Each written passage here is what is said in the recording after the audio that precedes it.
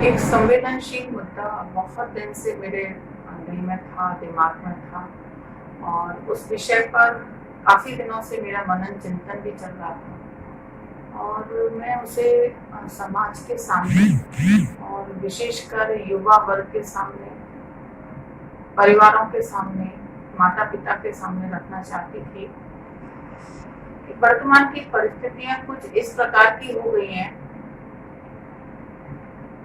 21वीं सदी में आते-आते युवा बहुत कुछ चाहने लगा है, बहुत कुछ सोचने लगा है, बहुत कुछ पाने की ख्वाहिश रखता है और जब वो उसे नहीं मिलता तो मानसिक तनाव में आता है, डिप्रेशन में आता है और उसका नतीजा होता है कि या तो उसके कदम कुछ गलत रास्ते पर चल पड़ते हैं या वो अपनी जीवन की लीला को समाप्त कर लेता है, जिसे हम आत्महत्या कहते हैं। ऐसा क्यों हो रहा है? अभी पिछले दिनों में कई घटनाएं ऐसी आई जिन्होंने मन को विचलित कर दिया और सोचने पर हर व्यक्ति को मजबूर कर दिया कि ऐसा क्यों हो रहा है।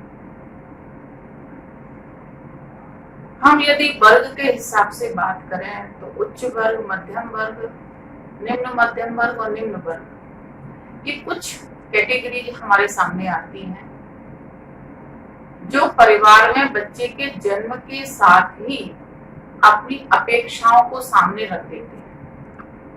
मान लीजिए मध्यम परिवार है, उसमें एक बच्चे ने जब अपनी स्कूलिंग पूरी की तो माँ बाप की इच्छा होती है कि मेरा बच्चा आईएएस अफसर बने, मेरा बच्चा बड़ा डॉक्टर बने, मेरा बच्चा इंजीनियर बने, क्योंकि वो चाहता है कि उसने उसको ऐसी शिक्षा दी है, उसने उसे मॉन्टेसरी में पढ़ाया, उसने उसे कॉन्वेंट में पढ़ाया है, उसने पब्लिक स्कूल में पढ़ाया है, उसने एक अच्छे स्कूल में उसको पढ़ाया है, तो उसकी अपेक्षाएं हैं।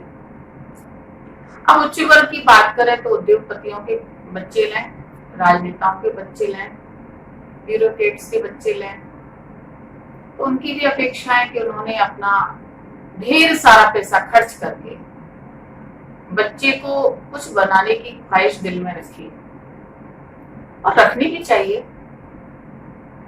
बच्चा उस तनाव में कि उसके माता पिता की ये इच्छा है कि उसे यही बनना है, जो उसकी अपनी ख्वाहिशें होती हैं, जो उसकी अपनी आदतें होती हैं, अपनी रुचि होती है, वो उसको धीरे धीरे कम करता है।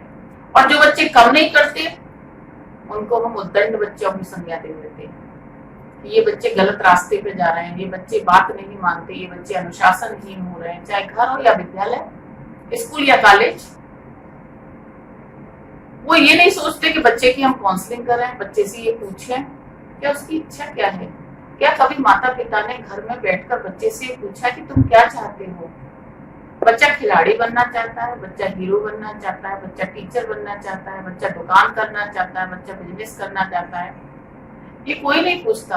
यदि बच्चा कहेगा मैं टीचर बनना चाहता हूँ तो माता पिता कहेंगे क्या मास्टर बन के क्या करेगा। बच्चा कहेगा कि मुझे नहीं दुकान करनी है तो क्या बनियागिरी करनी है तुझे। ये माता पिताओं के शब्द होते हैं। ऐसे में वो बच्चा न चाहते हुए भी माता पिता की इच्छा पूरी करने के लिए या तो उस कोशिश में लग जाता है, और यदि नहीं लगता तो कुछ रास्ते से, लीक से अलग हट जाता है। और जब रास्ते और लीक से अलग हटता है तो उसकी संगति भी खराब हो जाती है, वो शायद गलत रास्ते पे चल पड़ता है, वो कुछ ड्रग्स के लेने लगता है या कुछ और भी आदतें खराब आ जाती हैं जो उसके जीवन को अंधकार में बना देती है। जब इन रास्तों पर चलकर उसे कहीं कोई रास्ता नहीं सूझता, माता पिता की अपेक्षाएं भी पूरी नहीं हो पाती, तो घर में भी ताने सुनने को मिलते हैं। तो बच्चा सोचता है कि मुझे क्या करना चाहिए, या तो बहुत ज्यादा धन कमाने की, पैसा कमाने की चाह में वो और भी गलत रास्ते पकड़ लेता है, और या फिर सुसाइड, आत्महत्या। ये एक बहुत बड़ा कारण है। मैं ये नहीं कहती कि आत्महत्या का केवल यही कारण है, ये एक बहुत बड़ा कारण है जो मुझे देखने से लगता है, क्योंकि समाज में रहती हूँ, समाज के लोगों के संपर्क में रहती हूँ, विचारधाराएं सुनती हूँ, बातें सुनती हूँ, बच्चों की भावनाओं को भी सुनती हूँ, क्योंकि एक कॉलेज में मैं एसोसिएट प्रोफेसर भी हूँ, तो बच्चे कभी कभी दिल की बात मुझसे करते हैं। बच्चों को, जब बच्चा आपका प्राइमरी एजुकेशन पूरी कर लेता है तो बच्चे में इतनी समझ आ जाती है कि उसे क्या करना है। उसको आगे बढ़ने की छूट दीजिए, वॉच रखिए, उसको देखिए। परंतु रोका टोकी ज्यादा यदि होती है बच्चे के साथ तो बच्चा ये सोचता है कि शायद घर में ही मेरे सबसे बड़े दुश्मन है। बहुत से माता पिता मुझसे आके मिलते हैं, कहते हैं कि बच्चा हमारी बात नहीं मानता, आपकी बात मानता है। तो बच्चे को कभी प्यार से समझाइए, कभी भय युक्त प्यार से समझाइए, कि प्यार भी करिए और उसे भय भी दिखाइए।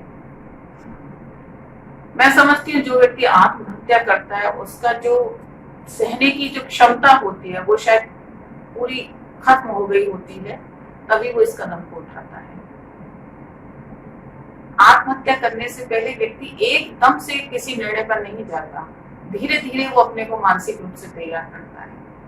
तो क्यों नहीं उसके घर वाले, उसके दोस्त, उसके मित्र, उसके आसपास वाले उसकी बदलती हुई आदतों से ये समझ लेते हैं कि ऐसा कुछ बदलाव आ रहा है कि हमें इसकी बातें सुननी चाहिए, इसकी बातों को सुनकर उसका समाधान करना चाहिए कि कारण क्या है कि इसकी जो आदतें हैं वो बदल रही हैं, इसकी मानसिकता बदल रही है, ये चुप क्यों रहता है, ये परेशान क्यों रहता है।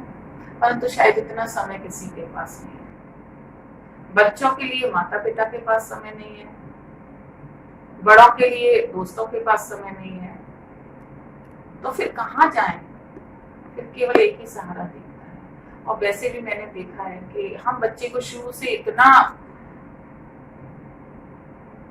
भर देते हैं या इतना उसे उत्साहित कर देते हैं कि हर जगह तुझे सफलता मिलनी चाहिए, सफलता ही तुझे लेनी है। और जहां कहीं व्यक्ति या बच्चा या युवा थोड़ा सा असफल होता है तो उसे लगता है कि दुनिया खत्म हो गई। हम क्यों मानते हैं, क्यों चाहते हैं कि सफलता ही जीवन का लक्ष्य है लक्ष्य, परंतु हर परिस्थिति में तो नहीं, हर व्यक्ति तो नहीं जीतता। कभी कभी हार में भी सफलता होती है, हार में भी जीत होती है। तो बच्चे में हम शुरू से ये चीजें क्यों ना सिखाएं, ये चीजें उसे अनुभव में क्यों ना बताएं कि आवश्यक नहीं है कि तुम हमेशा किसी भी प्रतियोगिता में, किसी भी कंपटीशन में फर्स्ट ही आओ, सेकंड ही आओ। हो सकता है सामान्य, क्योंकि और भी तो बच्चे हैं, और भी तो युवा हैं। और जब बच्चा ये घर से ही उसे ये उत्साह मिलता है कि नहीं तुम्हें फर्स्ट ही आना है, तुम्हें सबसे ज्यादा नंबर लेके आना है, तुम्हें यही करना है, तो बच्चा नहीं कर पाता है तो वो डिप्रेशन में चला जाता है, तनाव में चला जाता है।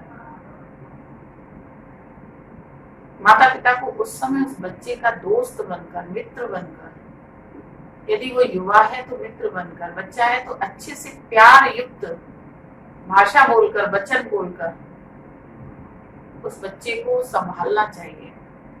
मैं समझती हूँ आत्महत्या एक ऐसी विडंबना है हमारे समाज की कि जो व्यक्ति आत्महत्या करता है वह तो शायद अपने को तोड़ ही लेता है, खत्म ही कर लेता है, परंतु उससे जुड़े हुए व्यक्ति, उसके परिवार के लोग, उसके साथी, उसके दोस्त, उसके मिलने वाले, उसके चाहने वाले भी उस सदमे से सालों नहीं उबर पाते। आत्महत्या की जो प्रवृत्ति है बहुत तेजी से प्रचलित हो रही है। जीवन इतना सहज नहीं है, इतना सरल नहीं है, ये हमें सोचना चाहिए।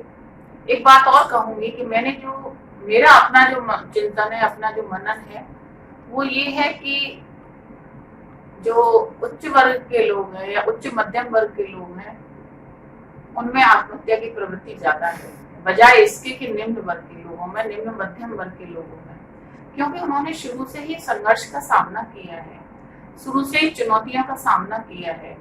एक बच्चा जब अपने बाप को पूरे दिन रिक्शा चलाकर 100 रुपए लेकर आते हुए घर में देखता है, ढकेल खींचकर 200 रुपए सब्जी बेचकर लाकर देखता है, तो वो कहता है कि मेरा बाप कितनी मेहनत करता है, मेरी माता घरों में काम करके कितनी मेहनत करती है। तो वो संघर्ष को जीवन बना लेता है और वो कभी संघर्ष से घबराता नहीं है। परंतु फूलों की सेज पर सोने वाले, मखमल पर चलने वाले बच्चे से यदि हम ये एक्सपेक्ट करेंगे कि नहीं तुम्हें यही करना है, तो हमें शुरू से थोड़ी सी मजबूती उसे देनी होगी, जीवन की चुनौतियों का सामना कराना होगा, संघर्ष को उसे दिखाना होगा। बच्चे को लाड़ करिए, प्यार करिए, खाने पहनाने का लाड़ करिए, परंतु जीवन सहज नहीं है ये भी उसे बताना होगा। संघर्ष से घबरा कर प्राण देने से कुछ नहीं होगा, संघर्ष से डटकर मुकाबला करने में ही जीवन का आनंद है। और जीवन ही क्या जिसमें संघर्ष नहीं हो। अपने महापुरुषों और महान लोग या जो बड़े बड़े सफल लोग हैं उनकी जब जीवनी हम पढ़ते हैं तो उनका जो प्रारंभिक जीवन होता है वो कितना कष्टमय होता है, संघर्षमय होता है। हम बड़े बड़े लोगों को देखते हैं तो उनके उस जीवन को तो देखते हैं कि वो आज कहाँ पर है, परंतु ये नहीं देखते कि उन्होंने अपनी जीवन यात्रा की शुरुआत कहाँ से की। यदि हम वहां से शुरू करके देखें तो शायद सच्चे जीवन का आनंद हम ले पाएंगे। यही मेरा आज का मैसेज था। जय हिंद, जय भारत।